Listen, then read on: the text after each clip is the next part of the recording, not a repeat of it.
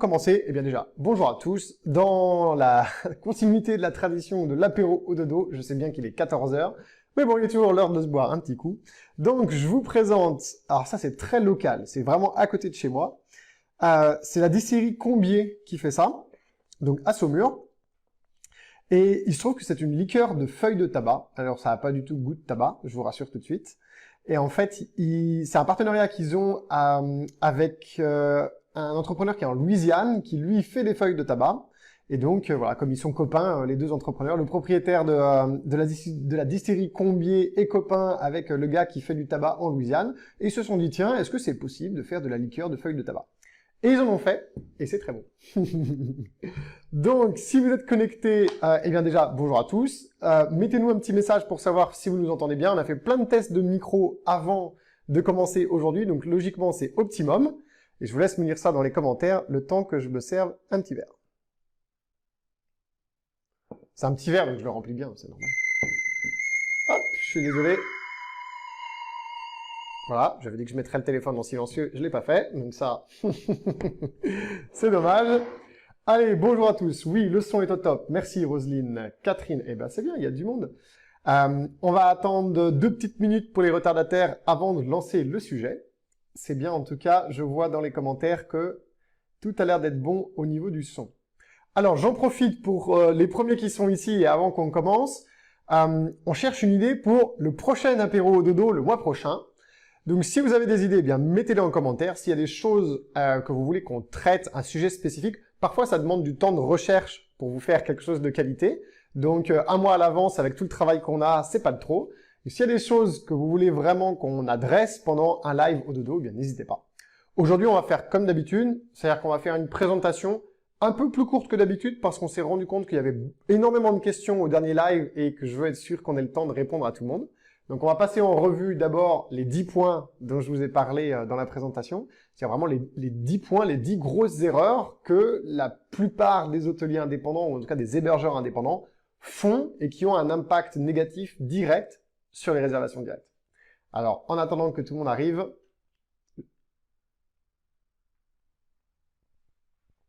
à votre santé. Super, bonjour Marie-Hélène, bonjour Sophie, bonjour Laurence. Bon, c'est bien, vous êtes tous connectés, c'est super. Alors, ce que je vous propose, quelle heure est-il? Allez, il est 14h03, on va commencer tranquillement mais sûrement. La première erreur que les gens font, je pense, alors tous les élèves au dodo qui sont avec nous dans ce live le connaissent par cœur maintenant, en tout cas pour tous ceux qui auront fini la première semaine de formation, c'est l'attentisme.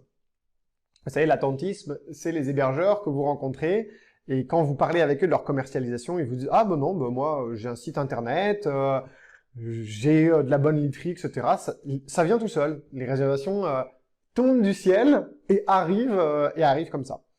Alors ça, c'est le pire truc que vous pouvez faire pour augmenter vos réservations directes, puisque bah, si vous êtes dans l'attentisme, il y en a d'autres qui sont actifs, et ces autres, c'est tous les acteurs du marché, TripAdvisor, Booking.com, Expedia, Airbnb.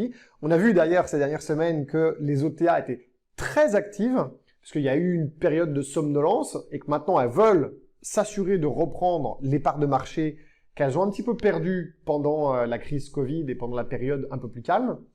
Donc, si vous êtes attentiste alors que eux ne le sont pas, forcément, il va y avoir un déséquilibre. Ils vont tirer la couverture à eux. Vous savez, un peu comme dans le lit avec votre partenaire dans la vie. Hein, c'est celui qui tire la couette le plus fort qu'on a le plus gros morceau. Et ben voilà.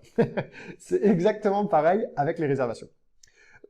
Donc, le premier conseil que je peux vous donner, c'est vraiment de ne pas être dans l'attentisme et au contraire d'être proactif. De régulièrement vous poser la question de que puis-je améliorer? Alors, pour ça, il faut avoir évidemment des éléments clés de mesure que vous allez utiliser pour savoir où vous vous situez en termes de performance. En anglais, on appelle ça les KPIs, donc les Key Performance Indicators, donc les indicateurs clés de performance. Donc ça, c'est vraiment super important d'en avoir. Et donc, vous allez régulièrement les regarder, et dès que vous voyez qu'il y a un indicateur de performance qui est en dessous du niveau auquel vous voulez qu'il soit, eh bien, il est temps d'agir. Alors, idéalement, il faut agir en amont dès que vous voyez qu'il y a une tendance baissière. Première erreur. Donc, l'attentisme. Vraiment, le truc à éviter à tout prix. La deuxième erreur, c'est de ne pas connaître l'effet billboard. Alors, ça, pour le coup, je vais peut-être vous l'écrire pour tous ceux qui ne le connaissent pas. Normalement, vous voyez bien le bout de tableau ici. Donc, je vous le mets là. Ah, c'est pas facile d'écrire dans ce sens-là. Billboard. Billboard en anglais, ça veut dire panneau d'affichage. Vous savez, les grands panneaux que vous voyez sur les bords d'autoroute avec les publicités. L'effet billboard, dans notre industrie, est super important. C'est un effet dont il faut absolument profiter. Qu'est-ce que ça veut dire? Eh bien, on sait que les voyageurs qui vont sur les agences de voyage en ligne comme Booking.com, Expedia ou Airbnb, une grosse partie, à peu près 50% en fait, recherchent des hébergements à l'intérieur des agences de voyage en ligne et ensuite vont faire une recherche Google pour avoir plus d'informations sur l'hébergement qu'ils ont trouvé. Donc, imaginez que vous vous appelez l'hôtel au dodo, c'est le nom de votre établissement, vous êtes dans Booking.com, les gens vont vous trouver dans Booking.com, ils vont regarder les photos, les commentaires, mais ils veulent en savoir plus.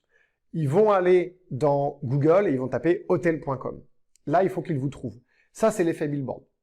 Et chaque jour, on discute avec des hébergeurs qui ne connaissent pas l'effet billboard. Et alors, au-delà de le connaître, après, il faut comprendre comment vous pouvez en tirer avantage. Bon, ça, c'est l'accélérateur au dodo sert à ça, entre autres choses. Et voilà. Deuxième erreur. Donc, la première, c'est l'attentisme. La deuxième, c'est ne pas connaître l'effet billboard, puisque si vous voulez vraiment augmenter vos réservations directes, il est évident que c'est un facteur important. Alors, au passage, si vous avez des questions, posez-les. On va re-regarder tout à l'heure le fil de tous vos commentaires pour essayer de répondre à absolument toutes les questions. S'il y en a au passage maintenant, Clotilde derrière la caméra me dira. Voilà. Donc, effet billboard. Si vous avez des questions sur l'effet billboard, mettez-les en commentaire, on y répondra tout à l'heure. Si vous avez des questions sur l'attentisme, évidemment, vous pouvez aussi les poser, mais je pense que ça, c'est plutôt assez clair. L'effet billboard, je pense l'avoir expliqué brièvement et assez simplement. De toute façon, c'est pas plus compliqué que ça. Donc, encore une fois, si vous avez des questions, vous me les notez et j'y répondrai tout à l'heure. Sinon, on va passer à l'erreur numéro 3. Celle-là, elle est très, très répandue. Et l'erreur numéro 3, c'est de penser que les agences de voyage en ligne, comme Booking, Expedia, etc., sont à la fois vos ennemis et vos concurrents. Alors, je vais expliquer pourquoi ça n'est ni l'un ni l'autre, en fait. On va commencer par concurrent. Pourquoi est-ce que Booking.com, c'est pas votre concurrent? Eh bien, tout simplement parce qu'un voyageur qui réserve chez Booking.com ne va pas dormir chez Booking.com. Il va pas aller dérouler son matelas gonflable dans les bureaux de Booking.com à Amsterdam. Non, il va venir chez vous. Ou alors, il va venir chez votre concurrent s'il a réservé chez votre concurrent via Booking. Donc, Booking.com, Airbnb, Expedia, Hotel.com et tout ça, ce sont des intermédiaires. Donc, ce ne sont pas des concurrents directs. Ils vont vous prendre des parts de marché de la réservation, mais ils vous apportent des réservations. Donc déjà, c'est pas un ennemi. Et surtout, si vous savez les utiliser correctement, et ça fait écho à l'effet billboard dont je viens de vous parler, vous allez pouvoir en fait les utiliser comme un relais de croissance. Ils vont vous amener de la visibilité, ils vont vous amener des clients directs. Ça, c'est super important. Donc première chose, les OTA, ce ne sont pas vos ennemis. Même si vous êtes fâché avec eux, même si vous payez beaucoup de commissions aujourd'hui, la raison pour laquelle vous payez beaucoup de commissions aux OTA aujourd'hui, c'est principalement parce que vous avez des problèmes dans votre commercialisation. Donc ça se règle ces problèmes-là, et après, ça peut permettre de faire beaucoup plus de réservations directes, 80, 90, même jusqu'à 95 parfois.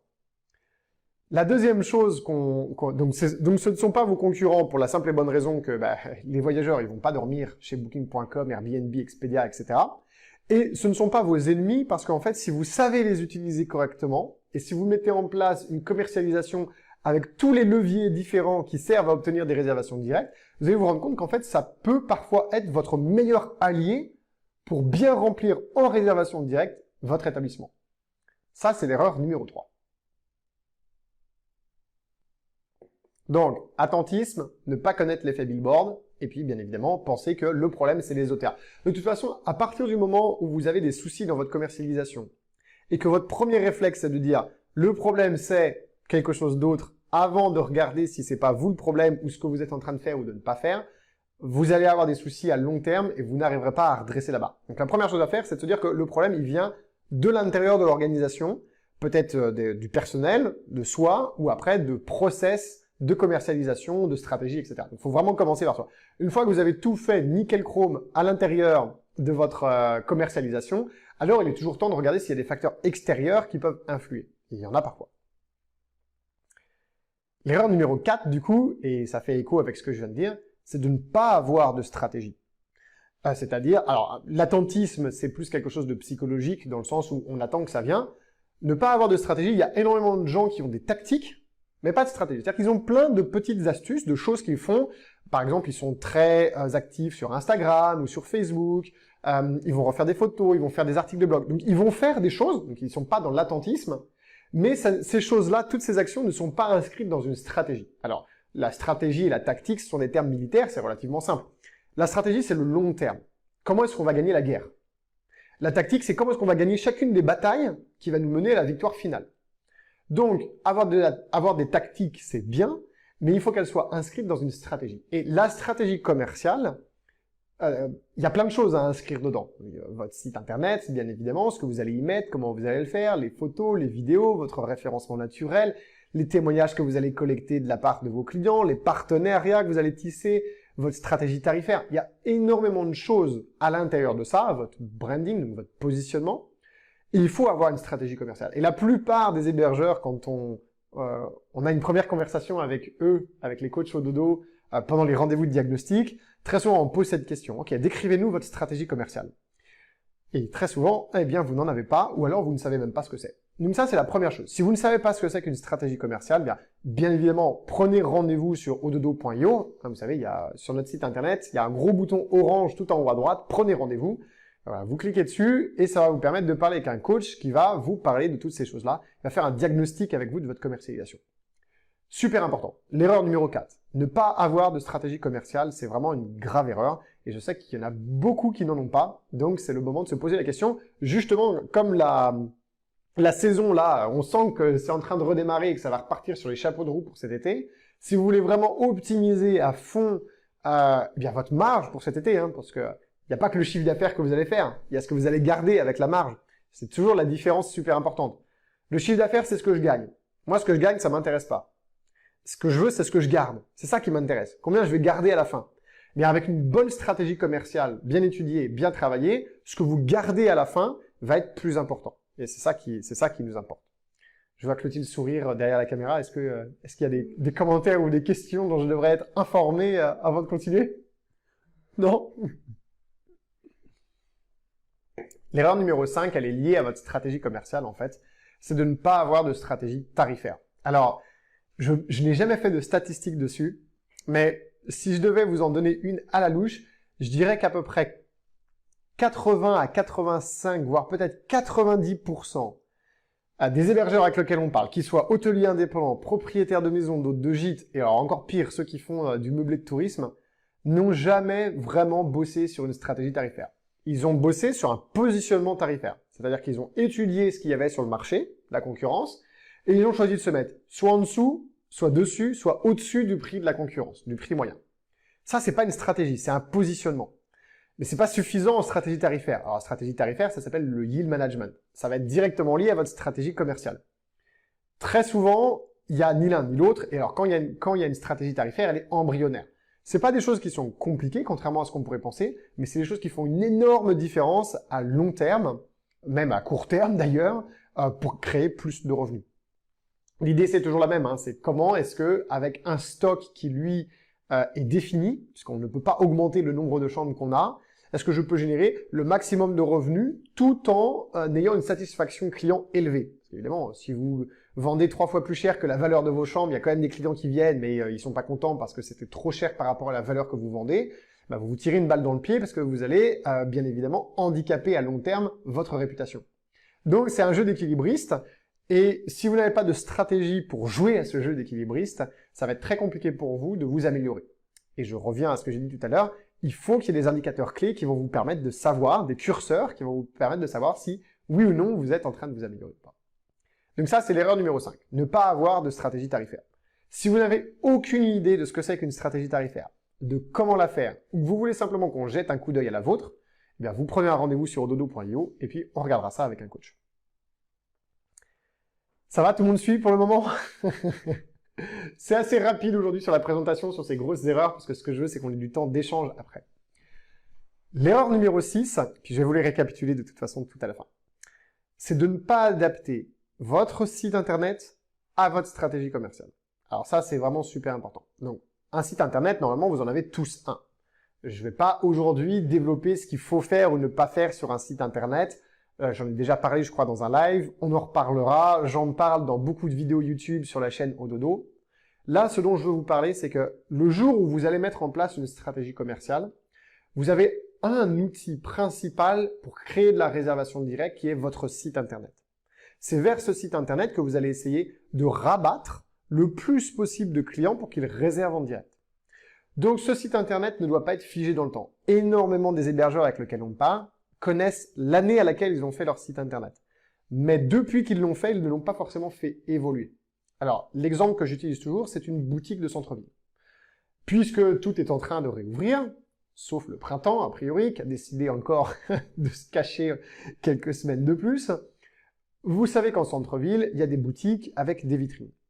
Imaginez si une boutique de centre-ville qui vendait par exemple de l'habillement avait exactement la même vitrine toute l'année pendant 3, 4 ou 5 ans. Ça ne bouge pas. Vous pouvez être sûr que son chiffre d'affaires va plonger et que l'intérêt suscité va baisser énormément et très rapidement. Pour vous, c'est la même chose. Vous avez différentes saisons et pendant ces différentes saisons, normalement, avec votre stratégie commerciale, vous allez cibler différents groupes de clients. Donc, votre écran d'accueil, la vitrine de votre site internet, plus d'autres contenus de votre site internet, les offres saisonnières par exemple, doivent évoluer. Et ça, je peux vous dire que vous êtes vraiment trop peu nombreux à le faire correctement, alors que ça fait une grosse différence sur un indicateur clé de succès qui est très important, qui est le taux de transformation de votre site internet. Alors le taux de transformation de votre site internet, c'est relativement simple à expliquer. Vous prenez pendant une période donnée le total du nombre de visiteurs qu'il y a eu sur votre site internet, et vous faites le ratio avec le nombre de personnes qui ont réservé en direct pendant la même période. Ça va vous donner le taux de transformation de votre site internet. Eh bien, vous allez voir que quand vous adaptez votre site internet à votre stratégie commerciale, le taux de transformation va se maintenir. Et dès que vous allez laisser le site internet un petit peu tranquille longtemps, et qu'il ne va pas y avoir d'adaptation sur ce site internet, vous allez commencer à voir les choses baisser en termes de taux de transformation. Et c'est normal. Et le taux de transformation est intéressant dans le sens où c'est un pourcentage. Donc, peu importe que vous ayez eu 30 clients dans le mois ou 600, le pourcentage est l'indicateur que vous allez regarder, pas le volume. C'est ça qui est important. Est-ce qu'il y a des questions, Claude, depuis qu'on a commencé? Non, on n'a pas beaucoup de réactions aujourd'hui. Pas de questions. Bon. Eh bien, bonjour tout le monde. Oui, il faut ne pas hésiter à réagir de toute façon, bien évidemment. Ok, donc ça, normalement, ça devrait être très clair pour vous tous. L'erreur numéro 7. Alors, celle-là, tous les élèves au dodo la connaissent. Dans votre site internet, alors je vais quand même parler un tout petit peu du site internet parce que ça, c'est une erreur qui impacte vraiment fortement les réservations directes. Un site internet, c'est une boutique. C'est un univers dans lequel vous plongez les voyageurs. Ils arrivent dans votre boutique, ils sont super contents, il y a des choses intéressantes. Voilà, c'est une boutique. À un moment donné, vous, l'objectif, c'est quand même qu'ils réservent, qu'ils passent à la caisse. Donc, il faut qu'il y ait un moteur de réservation dans votre site internet pour que les gens puissent payer en ligne. Vous le savez, aujourd'hui, tout passe par ça. Une grosse partie, en tout cas. On pianote, on fait ses courses sur son téléphone, on fait ses réservations sur son téléphone portable. Donc, on va choisir un hébergement, on va aller sur son téléphone portable, on va vouloir réserver sur le site internet. Il faut qu'il y ait un moteur de réservation pour ça. S'il n'y a pas de moteur de réservation, c'est-à-dire si je suis obligé soit d'appeler, soit d'envoyer un message via le site internet, soit d'envoyer un email, vous allez avoir beaucoup moins de réservations directes que si vous avez un moteur de réservation. Ça, c'est une évidence, ça a été mesuré de nombreuses fois. Maintenant, il y a moteur de réservation et moteur de réservation. Donc, imaginez, vous allez dans une boutique qui vous plaît. Vous avez vu une vitrine, en vous baladant au centre-ville, il y a des articles dans cette vitrine qui vous ont donné envie de rentrer dans la boutique. Vous y êtes rentré, vous avez trouvé un article qui vous plaisait, vous voulez l'acheter.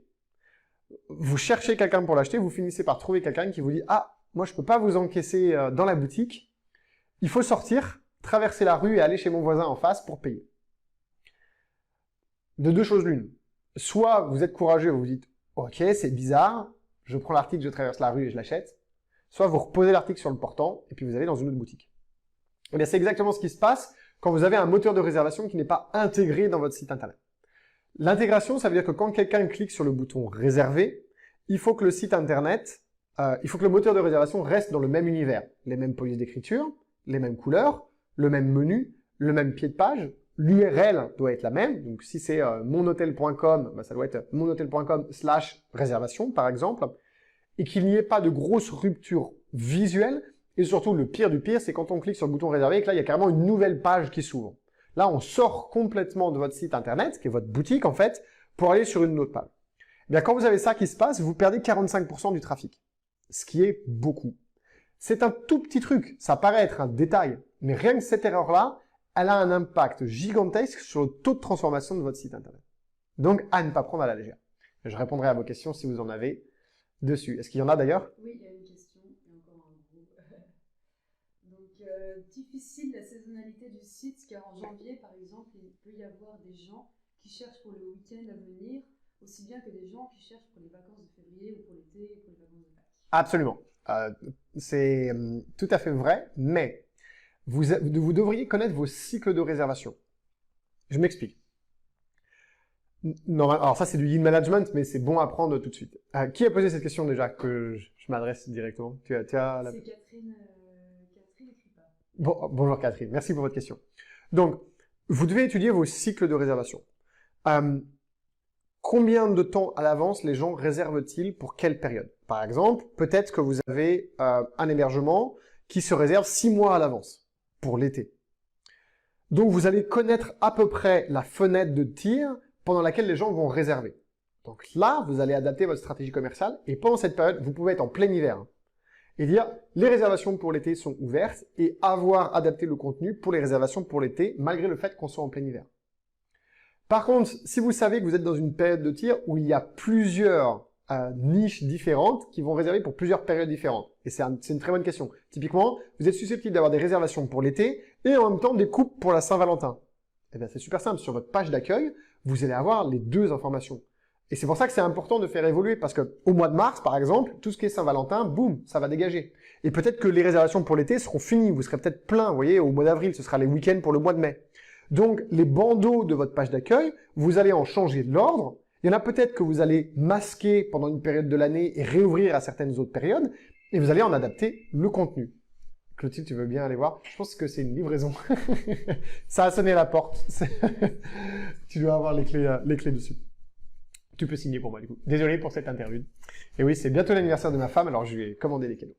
Donc, ça arrive pendant le travail. C'est bon pour toi? Heureusement que j'ai la caméraman qui peut aller voir. Donc, du coup, je peux pas voir vos questions en attendant. Donc, je vais continuer à développer les différents points. Et puis, quand Clotilde reviendra, on pourra regarder ensemble. J'espère d'abord, Catherine, vous me direz si j'ai bien répondu à votre question. Mais voilà, la logique, c'est ça, en fait. Et rappelez-vous que la plus grosse partie du trafic va se faire sur téléphone mobile. Et que sur téléphone mobile, on sait que la plus grosse partie du temps passé sur votre site internet par les voyageurs va se passer sur votre page d'accueil.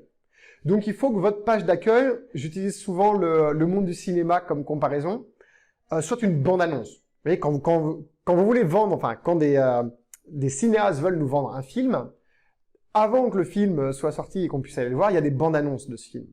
Les bandes-annonces, elles nous donnent une petite touche de chacun des éléments importants du film pour qu'on ait suffisamment envie d'aller le voir. Donc, une vue globale, en fait, sans tout donner, mais suffisamment pour que les gens aient envie d'y aller. C'est exactement ce qu'il faut faire sur la page d'accueil. La page d'accueil, ça doit être votre bande-annonce de ce que vous vendez au moment où vous le vendez.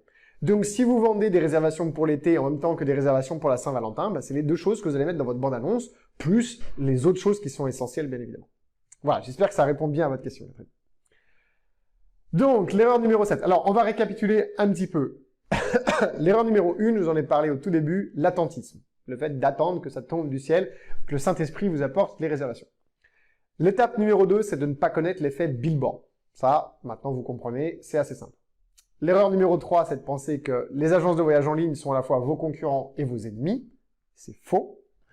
L'erreur numéro 4, c'est de ne pas avoir de stratégie commerciale. La numéro 5, c'est de ne pas avoir de stratégie tarifaire. Et ça fait alors, la stratégie tarifaire, à ce propos, sur les réservations directes, ça fait une énorme différence. Un tout petit truc. Allez, je vous donne un truc super simple que tous les élèves au dodo connaissent maintenant. Si vous vendez au même tarif sur votre site internet que sur les agences de voyage en ligne, pourquoi est-ce que moi, voyageur, j'irais réserver sur votre site internet? Aucun intérêt. J'ai une application booking.com sur mon téléphone, je peux réserver en 2 clics, j'ai des conditions d'annulation, etc. J'ai aucun intérêt de réserver en direct. Donc rien que ça paraît tout bête, mais ça, en termes de stratégie tarifaire, savoir qu'il faut faire une différence tarifaire entre le direct et l'indirect, ben ça fait une grosse différence. L'erreur numéro 6, donc ne pas adapter son site à sa stratégie commerciale. L'erreur numéro 7, avoir un moteur de réservation qui sort du site internet. L'erreur numéro 8, ah ça c'est ma préférée, À une époque, avant de faire Ododo, j'avais une entreprise de conseil, donc vraiment le consultant classique, et je me déplaçais énormément chez les hôteliers. Et une des questions que j'adorais leur poser, c'est est-ce que vous avez déjà réservé dans votre propre hôtel? Et à 99%, la réponse était bah non, pourquoi? Bah oui, pourquoi me mettre à la place de mes clients? Bah c'est la première chose que vous devriez faire. Il faut absolument se mettre dans les chaussures de vos clients. Si vous le faites, vous allez découvrir plein de choses sur le processus de réservation, et pas que, parce qu'il y a le processus de réservation, mais il y a plein d'autres choses, qui vont vous permettre d'améliorer ce processus. Peut-être que vous allez vous rendre compte que, ah bah tiens, en fait, sur téléphone mobile, les prix sont tout petits, je les vois super mal. Ou alors, il y a trop d'étapes, c'est trop long, c'est trop compliqué. Ou alors, oh là, cette photo, en fait, sur mobile, elle est tronquée. On voit que la moitié, et la moitié qu'on voit, c'est un buisson, alors qu'en fait, normalement, à côté, il y a la piscine, etc., etc. Donc, une des grosses erreurs, c'est de ne jamais se mettre dans les chaussures de ses clients. Et c'est quelque chose qu'il faut faire pour absolument tout. Si vous voulez améliorer l'expérience utilisateur avant, pendant et après le séjour chez vous, eh bien, c'est ce qu'il faut faire. Alors, avant, avant, comment est-ce qu'ils vont vous trouver? Pendant qu'ils sont chez vous, et puis après, comment vous allez les fidéliser, les faire revenir, faire en sorte qu'ils vous donnent des avis, des témoignages, de la e-réputation positive pour augmenter justement cette visibilité sur Internet. Donc, erreur numéro 8, ne pas se mettre dans les chaussures de ses clients. Et vous allez voir qu'on va vite arriver aux 10 erreurs. Et après, j'aurai quelque chose à vous offrir. Claude? Alors évidemment, on répond pas, on envoie le message au gourou Ah oui, oui, qui oui. le message, hein, comme d'habitude. Oui, donc à chaque fois qu'on fait un live, il y a c'est le même à chaque fois ou pas? Ce serait trop drôle. Non. Bon, on se fait spammer par un gros. Normalement, les petits algorithmes de Facebook devraient faire en sorte qu'ils disparaissent rapidement. Donc voilà, ne vous en souciez pas. On va pas se pencher sur la question du grand groupe. Comment est-ce qu'il s'appelle celui-ci? Akang François. Oh bah il fait pas trop gourou celui-là pourtant. Non, il propose des objets assez intéressants. Il propose des objets intéressants. Bon, on regardera après. Allez, l'erreur numéro 9, celle-là elle est très répandue aussi, c'est de tomber victime des modes. Alors, il y a plein de modes différentes. Je dis pas qu'elles sont toutes mauvaises, mais il faut toujours les analyser par rapport à ses propres besoins avant de décider si oui ou non c'est quelque chose qu'il faut mettre en action ou pas. Alors, une mode typique, les gadgets.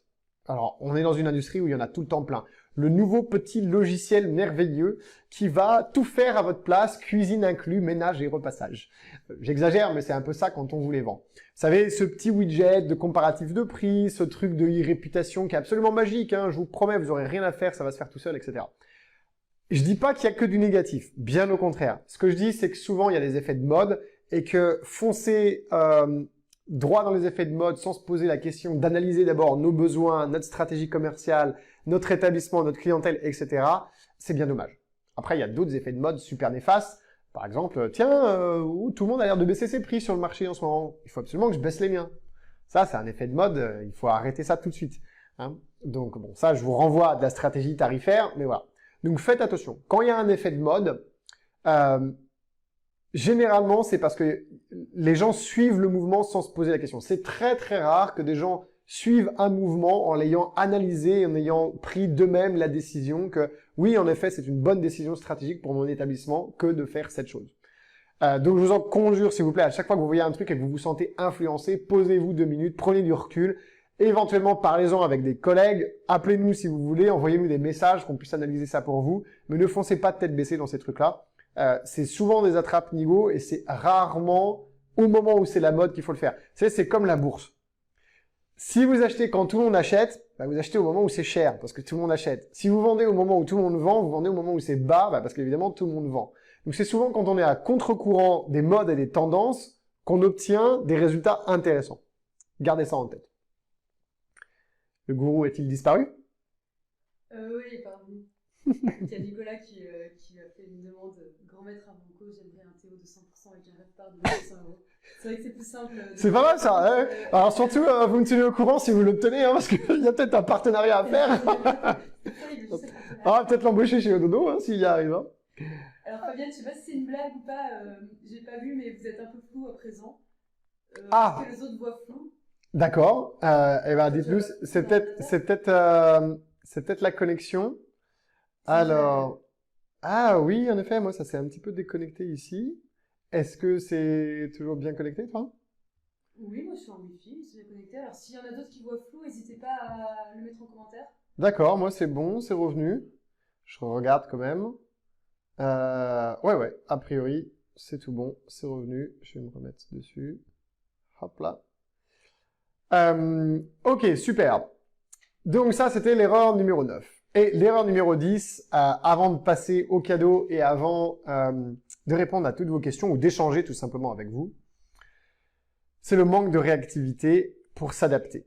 Alors, dernièrement, ces derniers mois, cette dernière année, on a été un petit peu bousculé par tout plein de nouveautés, des nouveautés pas très joyeuses, mais des nouveautés quand même.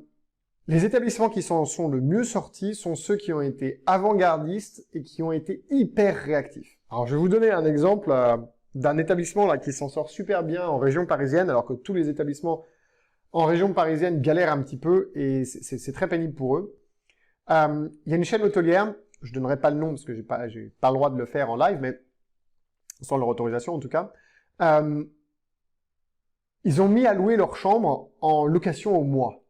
Comme ils sont à Paris, ils n'arrivent pas à remplir, et on dit aux gens, bah voilà, plutôt que de louer un studio 900 € pendant un mois, bah louez donc une chambre dans notre hôtel à 900 € pendant un mois, mais avec les services de l'hôtel qui vont avec.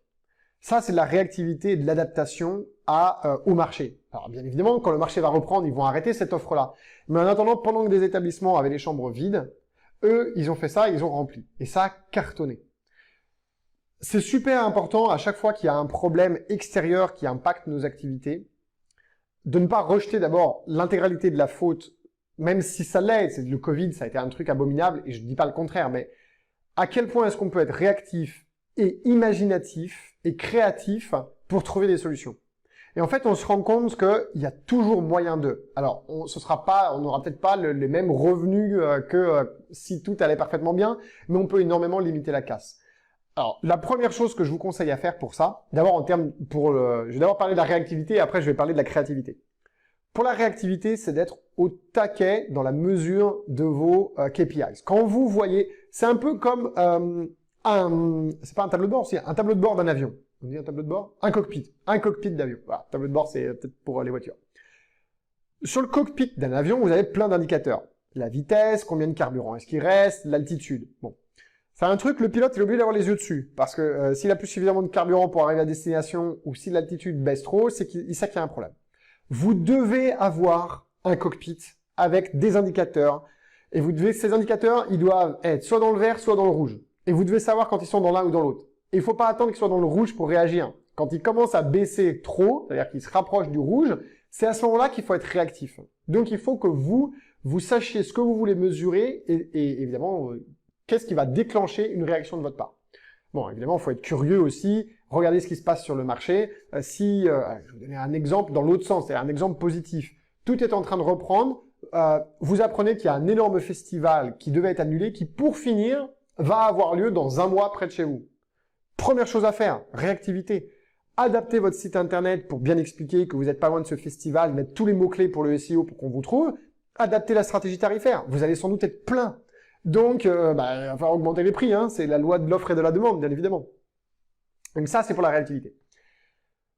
Pour la créativité, vous allez me dire, mais c'est pas donné à tout le monde. Il y a des gens qui sont hyper créatifs et moi pas. C'est vrai.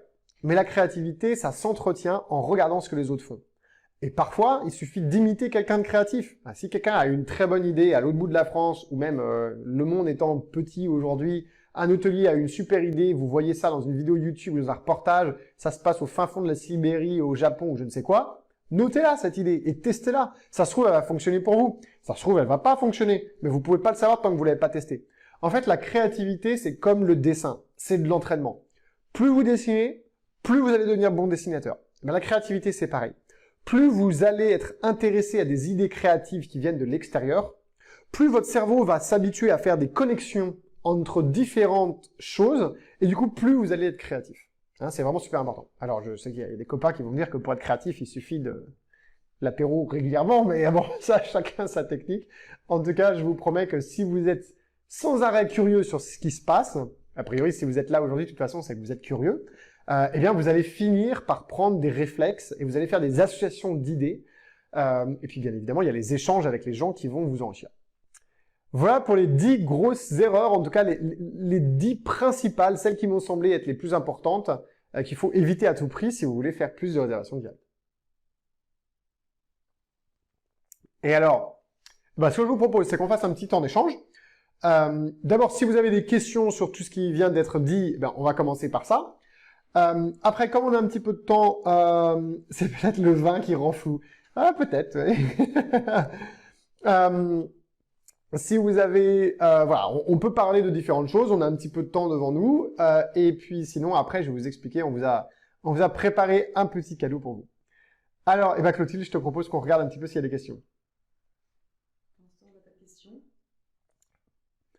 Pas de questions. Jérémy, 2 festivals ont fermé. Notre solution, créer un festival au château des Tourelles en Vendée, plus match de l'Euro, plus Vadame. Voilà. Typiquement, donc le festival ferme. Alors si malgré les conditions sanitaires vous y arrivez, bon top, génial. Ça c'est exactement le genre de choses qu'il faut faire, quoi.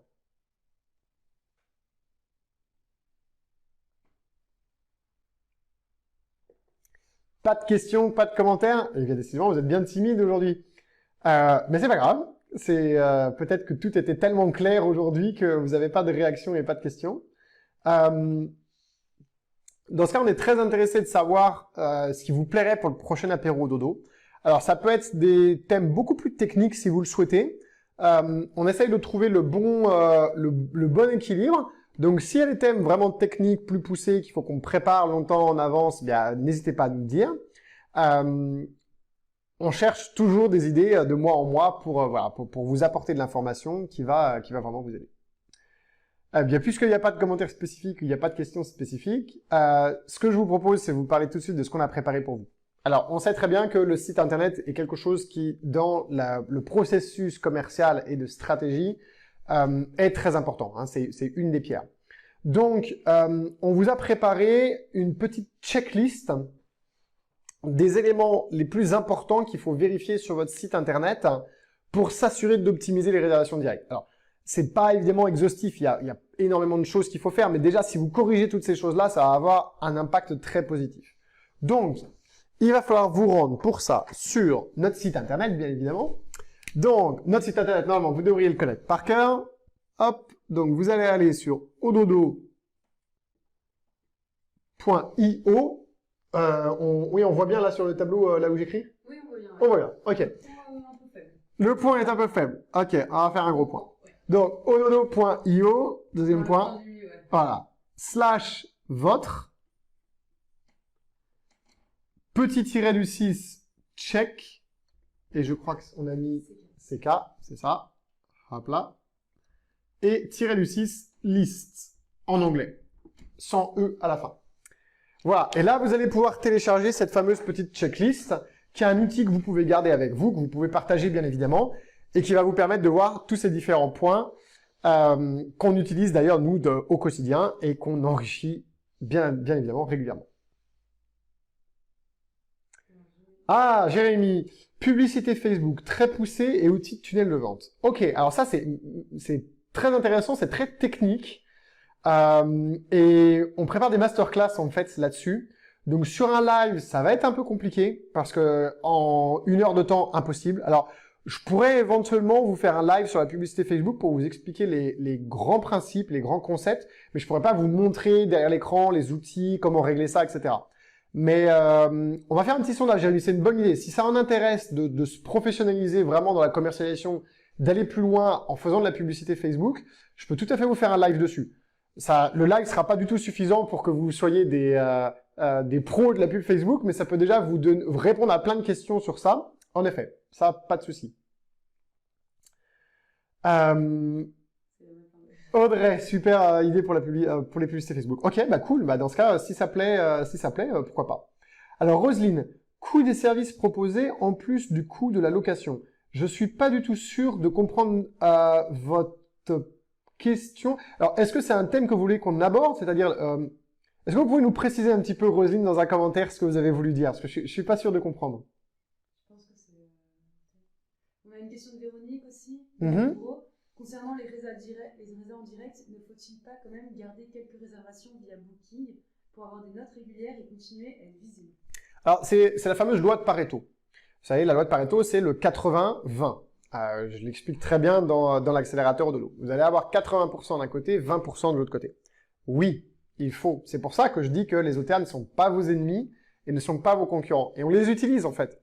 Donc, absolument. De toute façon, à moins de débrancher les agences de voyage en ligne, vous aurez toujours des réservations via les agences de voyage en ligne. Donc, c'est très bien. Ça va vous permettre de continuer d'être visible dans les agences de voyage en ligne et de continuer d'utiliser l'effet billboard à votre avantage. Donc, parfaitement. Je vais faire une remise en contraste qui est importante. Parce que c'est vrai qu'on râle souvent dans notre industrie contre les agences de voyage en ligne, mais on ne se rend pas compte non plus de la chance qu'on a de les avoir. Imaginez une industrie autre que la nôtre, dans laquelle une entreprise que vous ne payez pas vous rapporte des clients et vous ne payerez cette entreprise que si elle vous rapporte des clients payants. C'est ce qui se passe en fait. Les OTA, on ne les paye que si elles nous rapportent des clients. Et en plus, on paye quoi? 20% de commission, allez, en fonction des 25, ça va dépendre des options que vous avez prises, etc. Quelqu'un qui est un manufacturier, pour faire distribuer ses produits, un distributeur lui prend 30%. Donc, on est plutôt bien placé dans notre industrie. Alors oui, on a tout à fait raison de dire que parfois, ils abusent, ils poussent, etc. Bien évidemment. Mais en même temps, c'est à nous de comprendre comment est-ce qu'ils fonctionnent et comment est-ce que nous, on peut en tirer avantage. Et c'est tout à fait réalisable. Je ne vais pas dire que c'est facile à faire, ça demande du travail, mais c'est tout à fait réalisable. On a une question de Thomas Marchadier. Quelle est ta vision du marché affaires à moyen terme? Excellente question, Thomas. Petit bonjour de Poitiers, du coup. Si je me trompe pas. J'ai plus la mémoire de toutes les villes où vous êtes, mais je crois que Thomas, c'est Poitiers. Je pense sincèrement que ça va redémarrer après l'été. Rentrée septembre, octobre. Alors, si tant est qu'ils nous sortent pas un variant extraterrestre ou un truc comme ça, mais bon, là, la vaccination avance pas mal. On voit que ça avance petit à petit. Il y a aussi un agenda politique qui est évident. Je sais que c'est cynique à dire, mais bon, il y a des élections dans 1 an, donc le pouvoir en place, ils vont vouloir faire le maximum pour que les gens soient contents. Et on sait très bien que les gens ils sont contents quand ils sont pas confinés, et quand le business reprend, l'économie a été fortement endommagée par tout ça. Donc, moi, je pense que ça va reprendre septembre, octobre. Que ça va reprendre d'abord avec des événements de moyenne taille avant de pouvoir remonter sur des événements de grosse taille. Après, tout ce qui est clientèle affaires d'entreprises qui se déplacent, ça y est, ça a repris. Alors, pas partout et pas à la même intensité, mais l'engrenage est en train de se remettre en route. Maintenant, c'est une évidence, des choses ont changé. Les gens se sont habitués à faire des réunions à distance, il y a des nouveaux outils qui ont été mis en place. Il va y avoir moins de clientèle affaires comme on en avait autrefois, de gens qui se déplacent sur la route pour aller à une réunion X ou Y. Mais par contre, ça va muter. C'est-à-dire que il va y avoir autre chose qui va se mettre en place. L'hybridation, par exemple, des entreprises. Donc des gens qui vont être quelques jours en entreprise et quelques jours en télétravail. Et des entreprises qui font de la mutation sur le 100% de télétravail, qui du coup vont chercher régulièrement à faire des événements avec les associés fondateurs, avec le comité de direction, avec tous leurs salariés.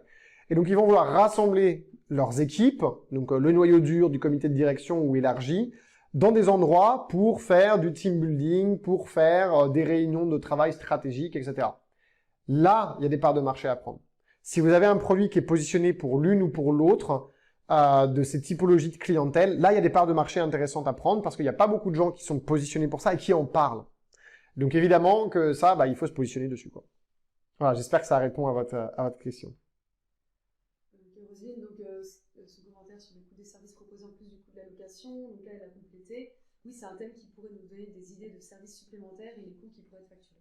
Ah, d'accord, je comprends mieux. Merci d'avoir précisé. D'accord, les services supplémentaires et les coûts associés. Ok, on va noter ça. Alors, on pourra pas faire les deux dans le même live, mais ça nous donne des idées pour les suivants. C'est intéressant. Ah, je vois qu'il y a un nouveau gourou qui nous a rejoint. Coucou Nelson. Jérémy a réagi au sujet que tu as traité juste avant. L'objectif, c'est que tous nos autres bookings ne réservent qu'une fois par les OTA. Après, il faut les convertir. Absolument. Alors ça, de toute façon, Jérémy, vous avez tout à fait raison. On utilise en fait l'agence de voyage en ligne comme apporteur d'affaires. Et une fois qu'elle nous a apporté l'affaire sur un plateau, à nous de la prendre cette affaire et de la faire grandir, de la cultiver. Donc, bien évidemment, le truc qui est inadmissible, c'est d'avoir un client qui passe par Booking une première fois, puis une deuxième fois, puis une troisième fois. Là, ça, c'est pas acceptable, quoi. Il faut absolument les fidéliser. Alors, je vois une question de Valérie, donc je l'ai vue.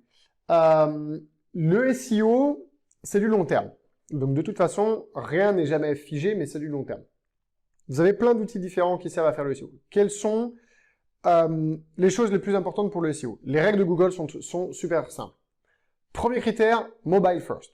Le mobile d'abord. Donc, le fait que le site internet soit adapté en version mobile. Deuxième critère, content is king. Le contenu est roi. Donc, l'intégralité du contenu verbatif, donc les écrits que vous avez dans votre site internet, sur l'intégralité des pages, les titres des photos, les métadonnées, les métadescriptions, les métatitres, etc. C'est ça le plus important. Si déjà vous faites ça bien, vous êtes mais des années-lumière en avance de tout le monde. L'autre chose qui est importante de comprendre, c'est que de manière générale, dans notre métier, il est très rare qu'on soit et vous pouvez le mesurer d'ailleurs avec les outils Google Analytics et Google Search Console principalement, il est très rare que des gens nous trouvent grâce à des recherches Google sur une région. Vous allez très rarement avoir un client qui va venir parce qu'il a cherché une maison d'hôte près de Tours. Non. Il va d'abord chercher dans Booking, dans Expedia, dans Airbnb, dans TripAdvisor, dans Hotel.com, etc. Et après, il va venir chercher le nom de l'établissement dans Google. Donc, votre SEO, la priorité, c'est ça. C'est qu'il faut être super bien référencé sur le nom de votre établissement. Après, le reste, c'est bien d'en faire. Ça va permettre de gagner quand même quelque part de marché. Mais il faut pas se mentir, ça va être à la marge. Vraiment, vraiment à la marge. Voilà. J'espère avoir répondu à Valérie à ce niveau-là. Je pense que c'est une idée de marque Chaperon, s'améliorer sur l'utilisation de Facebook et Insta, truc astuce. D'accord. Alors, publicité Facebook et le Facebook organique, c'est totalement différent. Alors, le Facebook organique, qu'est-ce que c'est? C'est ce que vous faites au quotidien et c'est gratuit. Les publicités Facebook, c'est payant. Alors, ça pourrait tout à fait être deux lives complètement différents. Un orienté vraiment sur tout ce qui est trucs et astuces gratuits sur Facebook, sur Instagram. Pas de souci. On pourrait même d'ailleurs en cadeau sur ce live-là vous faire des designs, des exemples de design que vous pouvez réutiliser après sur Facebook et tout. Ça peut, ou sur Instagram, ça peut être une idée. L'autre idée, donc ça on dissociera, c'est les publicités Facebook, parce que ça c'est un truc à part entière. Et puis après, bien évidemment, il y avait une autre idée, donc les services, les différents services, ça peut être intéressant aussi. Et puis la politique tarifaire, le yield management, je trouve que c'est l'aspect le plus compliqué de notre métier, même après la formation au dodo. Donc une idée de absolument. Ah bah oui, ouais. C'est ce qu'il y a de plus dur. C'est ce qu'il y a de plus dur. Dans l'accélérateur Ododo, on vous donne beaucoup. Déjà, si vous maîtrisez et que vous appliquez ce que je vous fais dans l'accélérateur Ododo, vous êtes des années-lumière devant les autres. Ce qui serait super intéressant, et ça, je suis prêt à échanger. Donc ça, c'est, je crois reconnaître Laurent. C'est qu'on échange ensemble sur vos besoins, Laurent, exact, et qu'on comprenne. Parce que nous, on peut adapter après certaines informations, certaines manières, voire parfois certains outils. Hein, on y réfléchit, nous, en interne, quels sont les outils qu'on pourrait mettre à vos dispositions qui vous aideraient. Peut-être que pour le yield management, il y a des choses à faire. Donc ça, n'hésitez pas à m'envoyer un email directement, qu'on prenne contact, qu'on prenne date et qu'on en discute. Ça m'intéresse d'échanger avec vous. Valérie, ok Marc-Antoine. Et je pense avoir fait des progrès incroyables et pourtant les réservations se font attendre, je suis inquiète. Alors, Valérie, si vous voulez, on peut ça en discuter en off. Prenez un rendez-vous sur le support Ododo pour qu'on puisse en discuter. On regardera ça ensemble. Il y a plein de raisons différentes qui peuvent faire que les réservations ne sont pas encore au rendez-vous. Et le site internet peut en être une, mais c'est loin d'être la seule. Donc, ce que je vous propose, c'est prenez un rendez-vous dans le support. Et puis comme ça, on pourra en parler ensemble. Donc, dans le support, vous savez, hein, sur la nouvelle plateforme Ododo, vous avez à gauche maintenant le support. Il y a 2 créneaux par semaine aujourd'hui. On va d'ailleurs la semaine prochaine vous demander s'ils sont adaptés en termes d'horaire. On va peut-être les bouger un petit peu. Mais voilà, donc vous pouvez le faire directement depuis la plateforme Ododo maintenant. Pas de quoi. Ok, super. Eh bien, merci à tous en tout cas d'avoir été présents aujourd'hui. Merci pour les suggestions d'idées. On va bosser dessus pour le prochain live. Je ne sais pas si on fera un live au mois d'août, mais en tout cas, on va en faire un au mois de juin et un au mois de juillet, ça c'est sûr. Continuez bien évidemment de partager Ododo pour ceux qui connaissent déjà et de nous donner de la visibilité. On apprécie énormément. Pour tous les élèves Ododo, vous allez voir qu'il va y avoir des nouveautés très rapidement sur le parrainage. Et puis, tous ceux d'entre vous qui avaient découvert Ododo, aujourd'hui grâce à ce live, n'hésitez pas à aller sur notre site internet ododo.io. Vous verrez qu'il y a un gros bouton orange « Prenez rendez-vous ». Alors, c'est pas pour un petit verre en terrasse, on aimerait bien, malheureusement, c'est pas encore tout à fait possible. C'est tout simplement pour faire un rendez-vous de diagnostic avec nous. Alors, c'est tout à fait gratuit. Et ça permet, en fait, de se plonger dans votre commercialisation et de regarder avec vous quels sont les points forts et les points faibles de votre commercialisation pour voir ce sur quoi vous devez vous appuyer pour progresser et ce que vous devez améliorer pour pouvoir continuer à faire plus de réservations directes et payer moins de commissions aux agences de voyage en ligne.